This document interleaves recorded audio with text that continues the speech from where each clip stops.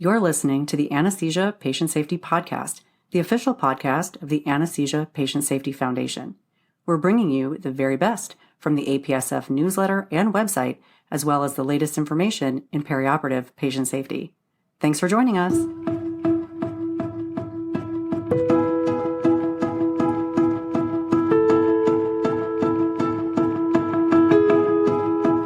Hello, and welcome back to the Anesthesia Patient Safety Podcast. My name is Alli Bechtel, and I'm your host.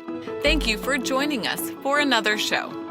We are headed back to the February 2021 APSF newsletter, and this time we are checking out the rapid response section. In order to keep patients safe during anesthesia care throughout the COVID-19 pandemic, we have had to consider risk of transmission of this new respiratory pathogen, which has led to changes in our practice and our equipment use. Before we dive into today's episode, we'd like to recognize Preferred Physicians Medical Risk Retention Group, a major corporate supporter of APSF. Preferred Physicians Medical Risk Retention Group has generously provided unrestricted support as well as research and educational grants to further our vision that no one shall be harmed by anesthesia care. Thank you, Preferred Physicians Medical Risk Retention Group. We wouldn't be able to do all that we do without you.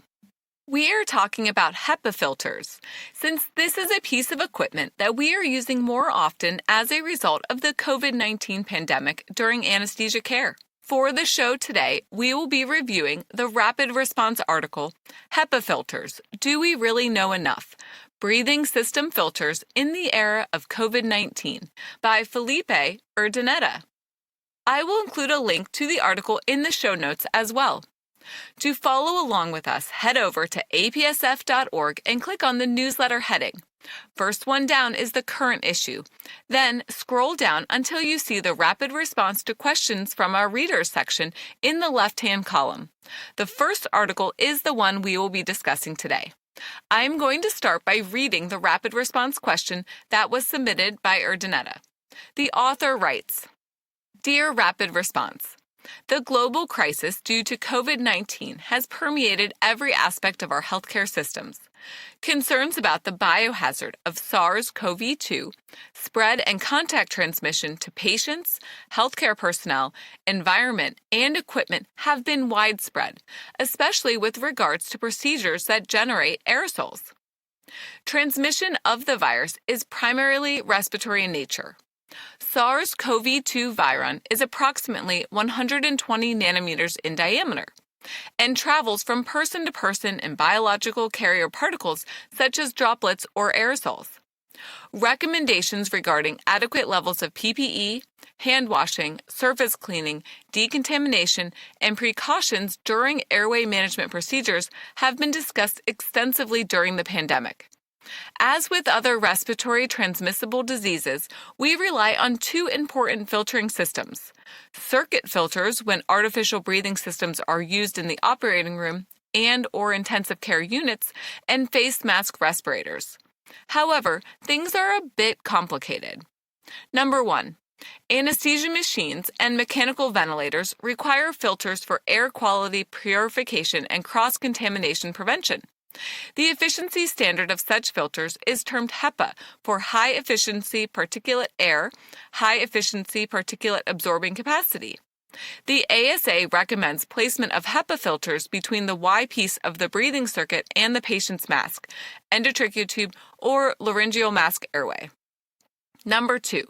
European and U.S. standards to determine filter efficiency are not the same. European standards use 99.95% removal particles with a diameter of 0.3 microns in diameter, while the U.S. uses 99.97%. Number 3. Face mask efficiency is determined by the level of particle penetration. An N95 mask, for example, removes at least 95% of 300 nanometer particles using an airflow rate of 85 liters per minute.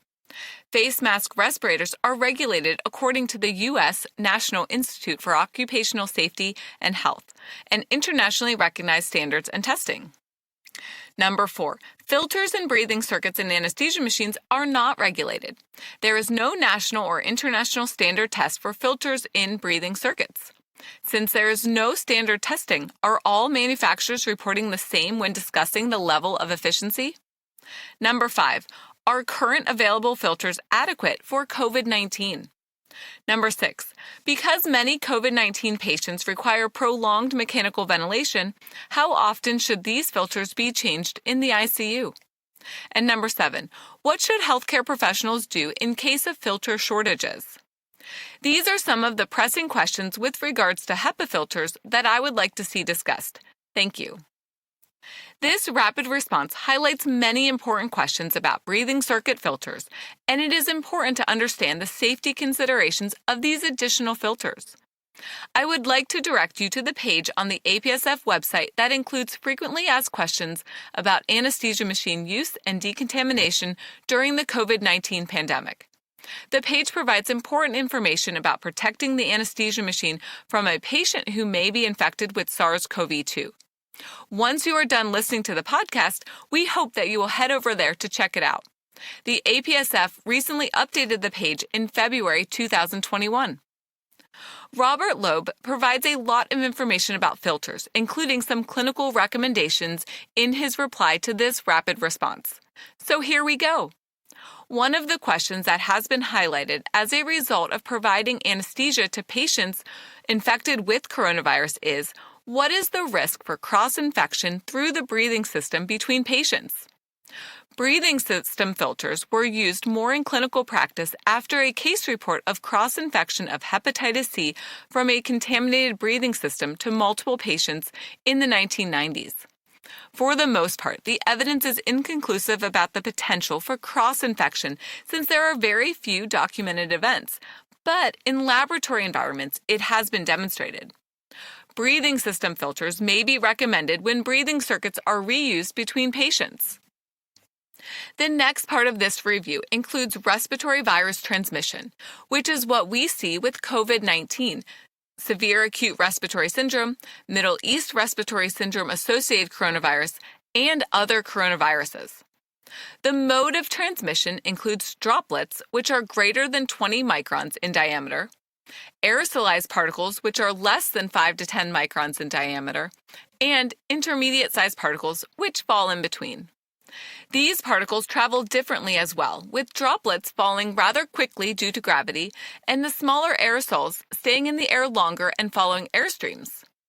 Evaporation can change droplets into smaller droplet nuclei that can follow airstreams as well. Droplets, aerosols, and intermediate-sized particles are formed following coughing, sneezing, and even talking, while aerosols are generated from passive breathing. The authors highlight a very important concept about filtering pathogens. Remember, these respiratory viruses are not transmitted as virus particles floating around in the air all alone, but instead, the virus particles are contained within larger particles. In addition, after the droplets and intermediate-sized particles fall from the air onto surfaces, this can lead to surface transmission. One study about virus transmission of seasonal coronaviruses revealed that infected patients exhaled and coughed to generate between 0 and 200,000 virus particles each hour. Keep in mind that there is an increased risk of infection with increased exposure to virus particles in terms of time of exposure and the number of particles. We have reached the part of the show where we talk about physics, specifically the physics of filtration. First up, larger particles can be filtered with sieve filtration, which we can see with a strainer since the larger particles are unable to pass through smaller holes. Smaller particles interact with the filter material in a number of ways depending on the size. 0.11 micron-sized particles take part in inertial impaction and can directly impact filter strands. Smaller particles in the 0.05 to 1 micron size range can undergo interception with tangential contact with the filter strands. With even smaller particles, we see diffusion, as the particles move in an erratic motion which can lead to contact with the filter strands. Finally, very small charged particles may be attracted to the charged filter material, which is known as electrostatic attraction. I encourage you to click over to the article and check out Figure 1, which shows a picture of this. This physics is important because it impacts the efficiency of the filter, and the toughest particles to trap with a filter are those that are about 0.3 microns in size. Now let's take a closer look at the filters used in anesthesia breathing systems. First up, we have pleated mechanical filters, which have a thick sheet of tightly packed bonded hydrophobic fibers arranged in a random orientation that can capture particles inside the depth of the filter. The pleats help to increase the surface area while also decreasing resistance to airflow. The benefits of this filter include high filtration efficiency, heat and moisture exchange when placed close to the airway, continuing to filter when damp, and not allowing the passage of liquids. But these effects come with the cost of higher price and higher internal volume. The next filter is the electrostatic filter, which are made of thinner sheets of looser woven electrostatic fibers without pleats. These filters also have low resistance to airflow, but they have 1,000-fold lower filtration efficiency without the pleats, and liquids can pass through this filter. The next filters on our list are the heat and moisture exchange filters, which, as their name implies, provide heat and moisture exchange when placed close to the airway, where two-way airflow occurs, and filtering when they contain an electrostatic or pleated mechanical filter. The location of these devices is important, since absorption occurs during exhalation and this moisture is then released during inhalation. The last filter on our list is membrane filters, which are used in respiratory gas analyzers to prevent fluid entry into the analyzer chamber. These are found in water traps, since gas can pass through the filter when it is dry, but not when the filter is wet. The filters have very small pores through which larger particles cannot pass. How do we measure filter efficiency? There is an international standard for testing the filtration efficiency of breathing system filters, which includes the SALT test method.